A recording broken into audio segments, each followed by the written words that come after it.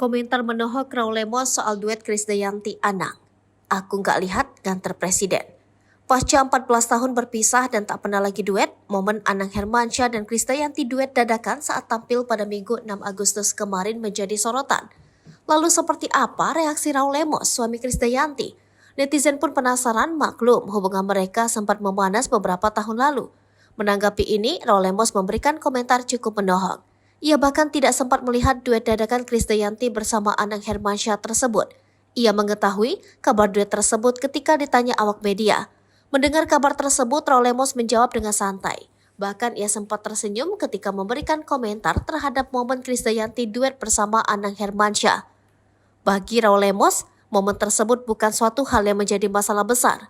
Momen duet tersebut tampaknya dadakan dilakukan di sela-sela konser Krisdayanti. Terlihat Anang Hermansyah turun dari bangku penonton untuk bernyanyi lagu Cinta bersama Krisdayanti.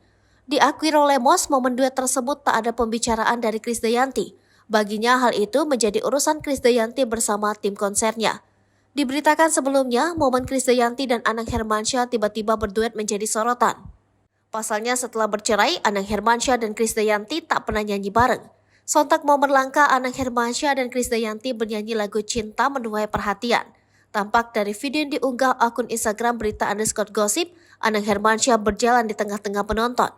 Bak ingin mendekati panggung, Anang Hermansyah memulai bernyanyi. Ia melantunkan lagu Cinta yang pernah dinyanyikan bersama Krisdayanti ketika masih bersama. Namun di tahun 2009 mereka berdua memutuskan untuk bercerai.